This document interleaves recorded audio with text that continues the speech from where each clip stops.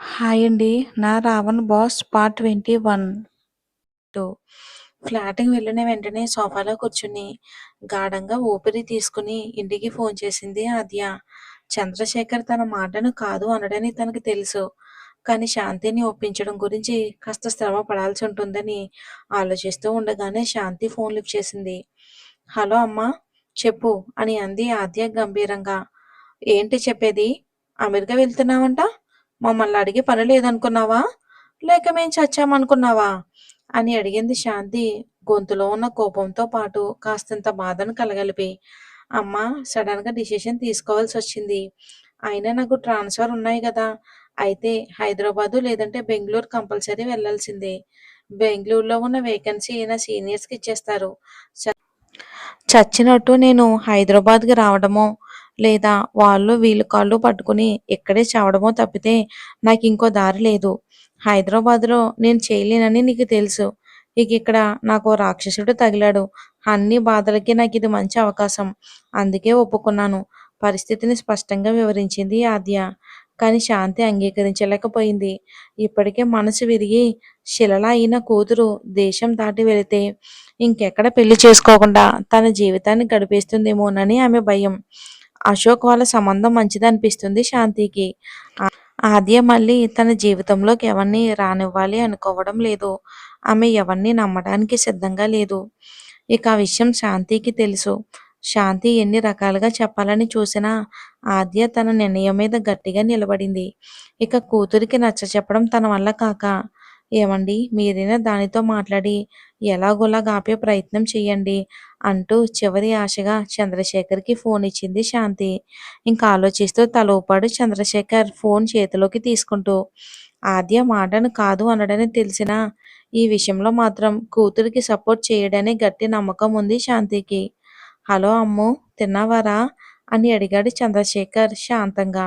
లేదు నాన్న, ఇప్పుడే ఫ్లాట్‌కొచ్చా అని అంది ఆద్య ముభావంగా. సరే బంగారు, ఎప్పుడు వెళ్తున్నావురా యూఎస్? చంద్రశేఖర్ గారి ప్రశ్నతో గుడ్లు మెటకరించి పొడి చేసేలా చూస్తుంది శాంతి. ఆమె చూపులకు కాస్త జంకి దూరం జరుగుతూ మాట్లాడారు ఆయన. ఇంకా ఎప్పుడన్నది కన్ఫర్మ్ కాలేదు నాన్న అని అంది ఆద్య. ఆమె గొంతులో చంద్రశేఖర్ గారి మాటలకు ఏ ఆశ్చర్యం కలగలేదు. బహుశా ఆమె ముందే ఊహించి ఉండొచ్చుగా అని అనుకున్నారు చంద్రశేఖర్. సరే అమ్ములు, వెళ్ళేటప్పుడు వారం ముందు చెప్పరా, మేమొచ్చి కొద్ది రోజులు నీతో సంతోషంగా గడిపి మనసారా చూసుకుని పంపిస్తాం అని అన్నారు ఆయన. అలాగే నాన్న, ఉంటాను అని ఫోన్ పెట్టేసింది ఆద్య. చెవి దగ్గర నుండి ఫోన్ దించుతుండగానే శాంతి వంక చూశాడు చంద్రశేఖర్. ఆమె కళ్ళల్లో అప్పటికే నీళ్లు నిండిపోయి ఉన్నాయి. శాంతి అని అంటుండగానే ఆ కన్నీళ్లు ఆమె బుగ్గలపైకి జారాయి. అది అక్కడికి వెళ్తానని మొండిగా అంటుందని, మిమ్మల్ని నచ్చ చెప్పమంటే దాని మాటలకు వత్తాసు పలికి వెళ్ళిపోమంటారా? పైగా వారం ముందు చెప్తే మేము వచ్చి టాటా చెప్పి పంపిస్తామని అంటూ క్షణం ఆగి ఊపిరి తీసుకుని, అసలు దాని భవిష్యత్తు గురించి ఏం ఆలోచిస్తున్నారండి మీరు? అని అడిగింది కొంగుతో కన్నీళ్లు తుడుచుకుంటూ శాంతి. అసలు నువ్వేం ఆలోచిస్తున్నావు శాంతి? అని అడిగాడు చంద్రశేఖర్. ఆ మాటతో తలెత్తి, ఒక తల్లి తన కూతురు గురించి ఎలా ఆలోచిస్తుందో అలానే ఆలోచిస్తున్నానండి. ఆ అశోక్ ఇచ్చి పెళ్లి చేస్తే దాని జీవితం బాగుపడుతుంది కదా అంటుంది శాంతి. శాంతి, మన బిడ్డ జీవితం ఏమీ చెడిపోలేదు. ఎవడో వచ్చి బాగు చేయడానికి. అశోక్ సంబంధం మంచిదా? నువ్వు గ్యారంటీ ఇస్తావా దానికి? అమ్ముకి నమ్మకం కలగాలి. అది పట్టుకోబోతున్న చెయ్యి దానికి జీవితాంతం వదిలిపెట్టదు అని. అంతేగాని నువ్వో నేనో అది మంచి సంబంధం, ఇది మంచి సంబంధం అని చంకలు గుద్దుకోవటం వలన ఏమీ కాదు అన్నారు ఆయన కాస్త కోపంగానే. అంటే ఏంటండి మీరనేది? దానిలాగానే మీరు ఆలోచిస్తే ఎలా? ఇక అంటే ఏంటండి మీరనేది? దానిలాగానే మీరు ఆలోచిస్తే ఇక దాని జీవితంలో పెళ్లి, పిల్ల, పాపల గురించి ఆలోచించేదెవరండి? అని అడిగింది శాంతి. అన్నీ మనం ఆలోచిస్తేనే జరగవు శాంతి. 5 ఏళ్ల క్రితం దాన్ని ఇలాగే నమ్మించాను. అదవుతుంది, ఇదవుతుంది అని. ఏమైందో చూసాం కదా! ఇప్పుడింక చాలు శాంతి, చాలు. ఇది అమ్ము జీవితం. ఇక ఆ రోజే దాని నిర్ణయానికి కాస్తంత విలువ ఇచ్చుంటే నవ్వడం తప్ప మరొకటి తెలియని నా బంగారు తల్లి ఈరోజు ఇలా నవ్వడమే మర్చిపోయేదే కాదు అన్నారు. ఆయన కళ్ళల్లో నీళ్లు నింపుకుని ఆయన కన్నీళ్లు చూసేసరికి శాంతి కూడా ఏదో ఆలోచిస్తూ ఉండిపోయింది. మరి అంతగా ఏం జరిగింది ఆద్య జీవితంలో చూద్దాం.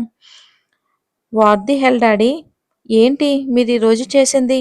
ఇంటికి వెళ్తూనే గట్టిగా అరిచాడు ఆకాష్ జగన్నాథం గారి మీద.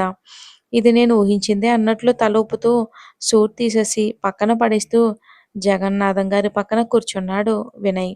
అరే నేనేం చేశాన్రా అని అడిగారు ఆయన. ఏంటి డాడీ ఇలా అడుగుతున్నారు? ఆ మెంటల్ దాన్ని అమెరికా ట్రాన్స్ఫర్‌కి ప్రపోజల్ ఎందుకు ఓకే చేశారు? అని అడిగాడు ఆకాష్ మండిపడుతూ. అదేంటి తను అమెరికా వెళ్తే నీకేంట్రా? పైగా నీకు తనంటే పడదు కదా! సో నీకే ఫేవర్ చేస్తున్నాననుకో అని అన్నారు ఆయన. దానికి నాకు పడదని తెలిసిన వారైతే దాన్ని ఏ మూలకో ట్రాన్స్‌ఫర్ చెయ్యాలి గానీ, అది మన న్యూ బ్రాంచ్ కోట్ల టర్నోవర్. దాని మీద దీనికి పెత్తనం ఇస్తారా? అని అడిగాడు ఆకాష్ కోపంగా. అయినా మీటింగ్‌లోనే అడిగాను కదరా! ఎవరికైనా అబ్జెక్షన్ ఉందా అని. అప్పుడు సైలెంట్‌గా ఉండి ఇప్పుడు నా మీద అరుస్తున్నావు? అని ప్రశ్నించారు ఆయన. ఆ ప్రశ్నతో ఆలోచనలో పడ్డాడు ఆకాష్. అవును. అప్పుడే అతను నో అని చెప్పుండొచ్చు కదా! ఎందుకు చెప్పలేదు? ఆద్య ఏమంటుందోనని భయపడ్డాడా? ఛ! No way! నాకదంటే ఎందుకు భయం? అతను మనసు వేస్తున్న ప్రశ్నలకు అతని ఇగో సమాధానం చెప్పేసింది. ఆ! ఏముంటుంది? అక్కడేమైనా అంటే ఆద్య మీద పడి కొడుతుందేమోనని భయపడ్డట్టున్నాడు అంకుల్. ఆకాష్‌ని చూస్తూ నవ్వాడు వినయ్. ఆ మాటతో రేయ్! అంటూ వినయ్ వంక కోపంగా చూసి డాడీ ప్రతి విషయం ప్రతి చోట నేను చెప్పలేను. మీరు అర్థం చేసుకోవాలి కదా! మీరు డాడీ కదా! ఆకాష్ మాటల్లో అసహనం కనిపిస్తుంది. అడగందే అమ్మైనా పెట్టదంటారు. నువ్వేమో ఏమీ చెప్పకుండానే అర్థం చేసుకోమంటున్నావు అంటూ ఆకాష్‌తో అనేసి, ఆద్య ఆ పోస్ట్‌కి పర్ఫెక్ట్ అంకుల్. నేను సర్టిఫై చేస్తానే అన్నాడు వినయ్ జగన్నాథం గారి వంక చూస్తూ. Dad no way! అంత పెద్ద రెస్పాన్సిబిలిటీ తనకు అప్పగించడం నాకసలు ఇష్టం లేదు. రేపేదైనా తేడా వస్తే నాకు సంబంధం లేదని సింపుల్‌గా చెప్పి చేతులు దులుపుకుంటుంది. మనకు లాస్ అని అన్నాడు ఆకాష్ ఆలోచిస్తూనే. జగన్నాథం గారు పక్కన కూర్చుంటూ. హ్మ్. ఆద్య ఆర్డర్‌ని క్యాన్సిల్ చేయటం కుదరదు. పైగా 2 ఇయర్స్ బాండ్ మీద సంతకం చేయించుకున్నాం. ఇంకేదైనా సొల్యూషన్ ఉంటే చెప్పు అన్నారు ఆయన. హ్మ్. ఎండీ పోస్ట్‌కి ఎవరిని అపాయింట్ చేశారు? అని అడిగాడు ఆకాష్. ఇంకా లేదు. బెంగుళూరు బ్రాంచ్ నుండి అపాయింట్ చేద్దాం అనుకుంటున్నా అని అన్నాడు ఆయన. No dad! నేను తీసుకుంటాను ఎండీగా అక్కడి బాధ్యతలు అని అన్నాడు ఆకాష్ ఈవిల్ స్మైల్ ఒకటి విసిరి. నువ్వా? అని ఆశ్చర్యపోయారు ఆయన. ఎస్ డాడ్ మీ అని అన్నాడు ఆకాష్ నవ్వుతూ. ఇంకో 2 మంత్స్‌లో నీ రీసెర్చ్ కంప్లీట్ అవ్వాలి కదరా అన్నారు ఆయన. ఇప్పుడు రీసెర్చ్ కంటే మన కంపెనీస్ ముఖ్యం dad. I don't want to take any chances in my business dealings. ఈ వ్యాపారంలో నేను ఎటువంటి ఛాన్సెస్ తీసుకోను అన్నాడు ఆకాష్. ఆ మాటలతో ఒకవైపు ఆద్యాని అక్కడ టార్చర్ ఎలా చెయ్యాలో ప్లాన్ వేస్తున్నట్లు అనిపించినా మరొక వైపు ఏదో తేడా కొడుతుంది వినయ్‌కి. ఇక ఒక కనుబొమ్మలు ఎగరేసి ఆకాష్ వంక చూస్తూ నువ్వు వస్తున్నావని ఆద్యకి తెలిస్తే తను రావటం మానేస్తుంది అన్నాడు. వినయ్ మాటలకు కన్నింగ్ స్మైల్ ఒకటిచ్చి ఎవరు చెప్తారు నేను ఆ బ్రాంచ్‌కి ఎండీనని? ఎవరూ తనకు చెప్పకూడదు. ఎయిర్‌పోర్ట్‌లో నన్ను చూసి గుండె ఆగి చచ్చిపోవాలది అన్నాడు ఆకాష్. ఇంకా ఆకాష్ మాటలతో వినయ్, జగన్నాథం ఒకరినొకరు చూసుకుని గాఢంగా నిట్టూర్చారు. ఆకాష్ పైకి వెళ్ళి కాసేపు వర్కౌట్ చేసి ఫ్రెష్ అయ్యి సిగరెట్ వెలిగించి బాల్కనీలో నిలబడ్డాడు. అతని ముఖంలో ఏదో రాక్షసానందం కనిపించింది. ఏదో గర్వంతో అతని ముఖం వెలిగిపోయింది. వెంటనే ఫోన్ తీసి ఒక నెంబర్‌కి డయల్ చేశాడు. అప్పుడే స్నానం చేసి కిచెన్‌లోకి దూరి వంట చేస్తున్న ఆద్య ఫోన్ రింగ్ అయ్యింది. అది చూడగానే ఆమె బ్రక్కుటి ముడిపడింది. దాదాపుగా ఆద్య ఆఫీస్‌కి రానప్పుడు మాత్రమే కాల్ చేసేవాడు ఆకాష్. ఇంకీ టైంలో కాల్ రావటాన్ని కాసేపు ఆశ్చర్యంగా చూసి ఫోన్ లిఫ్ట్ చేసింది ఆద్య. హలో అంది ఇంకా నమ్మకం కుదరక. హలో మిస్ యాంగ్రీ బర్డ్ అని అన్నాడు ఆకాష్. ఆ మాటతో అతనని కన్ఫర్మ్ అవటంతో పాటు కోపం వచ్చింది ఆమెకి. ఎందుకు కాల్ చేశారు? అని అడిగింది ఆద్య గంభీరంగా. ఏం లేదు పొగరు బేబీ. నీ అమెరికా యాత్ర మొదలవబోతుంది కదా! కంగ్రాట్స్ చెప్దామని అన్నాడు ఆకాష్ స్టైల్‌గా పొగ వదులుతూ. ఇంతలో ఎవరో కాలింగ్ బెల్ కొట్టిన సౌండ్ వినిపించడంతో మంచిది బాయ్ అంటూ ఫోన్ పెట్టేసింది ఆద్య. ఇంకా వేగంగా వెళ్ళి తలుపు తెరిచేసరికి అపర్ణ కనిపించడంతో ఆకాష్ మాటలతో వచ్చిన చిరాకు కాస్త తగ్గగా లోపలికి పిలుస్తూ వంట రూంలోకి పరిగెత్తింది ఆద్య. అపర్ణ కూడా తన వెనకాలే రావటంతో ఏంటప్పు సడన్ సర్ప్రైజ్ అని అడిగింది కూర కలుపుతూనే. నువ్వు అమెరికా వెళ్ళబోతున్నావు కదే, వెళ్ళే లోపల నీతో మనసారా టైం స్పెండ్ చేద్దామని ఇలా వచ్చాను అని అంది అపర్ణ కిచెన్ కౌంటర్ టాప్ పైన కూర్చుంటూ. అయితే కంగాల్లో ఆద్య ఫోన్ కట్ చేశానేమో అనుకుంది, కానీ అది కట్ అవ్వకపోవటంతో ఆకాష్ వాళ్ళ మాటలను వింటున్నాడు.